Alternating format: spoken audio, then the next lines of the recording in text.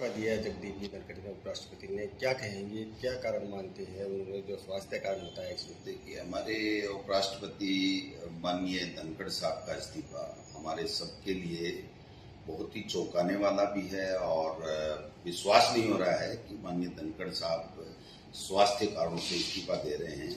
हालांकि उनका जो रेजिग्नेशन आया है वो स्वास्थ्य कारणों को बताया गया है, लेकिन आप समझ सकते हैं कि पूरे दिन राज्यसभा का संचालन करना और उसके बाद में 23 तारीख को उनका जयपुर में कार्यक्रम होना और महीने में 20 दिन उनके टूर होते रहते थे, तो ऐसे में अचानक इस तरीके का इस्तीफा आना एक तरीके से जो संकेत दे रहा है कि जो कुछ दिनों से उन्होंने अपनी बातें स्पष्ट रूप से मीडिया के माध्यम से, किन्हीं प्रोग्राम के माध्यम से कहना शुरू किया था, वो कहीं न कहीं भारतीय जनता पार्टी हाईकमान को नागवार गुजरा। और मैं समझता हूं कि धीरे धीरे परतें खुलेंगी, लेकिन किसान के बेटों के लिए, किसान के लिए, खेती के लिए इनकी सोच ही नहीं है भारतीय जनता पार्टी की। इनको केवल और केवल उनकी नजर से ही पूरी देश और दुनिया को देखे और वो जो कहें वो करे। मैं समझता हूं कि वो धनखड़ साहब नहीं कर पाए और ये जो हम आज देख रहे हैं कि उनका इस्तीफा हो गया है। राजस्थान में भी ऐसा हुआ था, काम कराया और फिर पद से हटाया, और अभी भी उपराष्ट्रपति जी भी जो इस्तीफा हुआ है, मैं समझता हूं कि ये काफी कुछ से कलैयां खोलेगा और नई बीजेपी बन रही है जिसमें हम दो हमारे दो, इसके अलावा कोई नहीं। अपना विवेक अगर किसी ने इस्तेमाल कर लिया तो उसको अंजाम भुगतना पड़ेगा।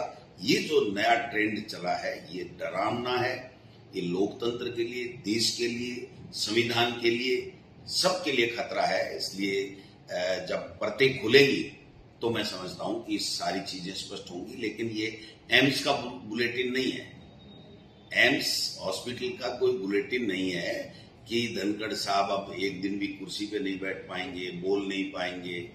ये उनका जो दर्द है वो एक शालीनता के साथ में उन्होंने अपने रेजिग्नेशन में लिखा है, लेकिन ये हमें सोचने को मजबूर करेगा पूरे देश के लोगों को कि जब धनखड़ साहब ने ये बोला कि विपक्ष दुश्मन नहीं होता है और उसको सहजता से लेना चाहिए, उसका सम्मान करना चाहिए।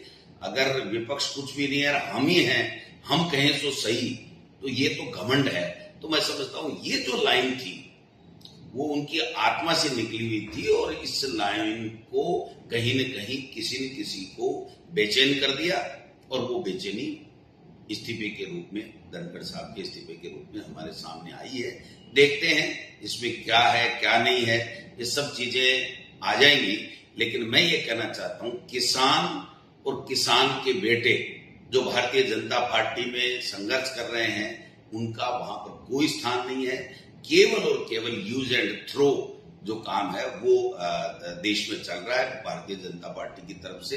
ये किसान परिवारों के लिए ठीक नहीं है, किसान कम्युनिटी के लिए, वर्ग के लिए ठीक नहीं है। इसलिए हम सबको सोचना पड़ेगा कि हो क्या रहा है। ये ठीक है, उन्होंने माना है कि भाई मेरा स्वास्थ्य ठीक नहीं है, तो आज हम मान सकते हैं कि स्वास्थ्य ठीक नहीं है, लेकिन एक न एक दिन सच्चाई आएगी कि वास्तव में स्वास्थ्य ठीक नहीं है या इनका जो विवेक है, जो अपना इस्तेमाल करने लगे हैं, उनसे किसी दूसरों का स्वास्थ्य बिगड़ रहा है। ये सब चीजें अभी देखने को मिलेंगी। क्या इसको किसी राजनीतिक वरिष्ठ नेता जो भाजपा के हैं उसको खुश करने के लिए भी माना जा सकता है कि किसी दूसरे को? देखिए, किसी को आप इंसल्ट करके किसी को खुश करो, ऐसा नहीं हो सकता। मेरा ऐसा मानना है कि देश में सत्ता में तीसरी बार बीजेपी है, तो उनको इस तरीके से किसी को खुश करने के लिए किसी को इंसल्ट करे, ये बात नहीं है। बात और कोई बड़ी है जो धीरे धीरे सामने आएगी, तब पता चलेगा। लेकिन मैं ये कह सकता हूं, हम बराबर कहते रहे हैं कि जिस किसी ने भी भारतीय जनता पार्टी में अपने विवेक का इस्तेमाल किया, विपक्ष को सम्मान दिया, संविधान को सम्मान दिया, तो उसका हश्र यही हुआ है। मैं समझता हूं कि आगे नई बीजेपी पनप रही है जो देश के लिए डरावनी है।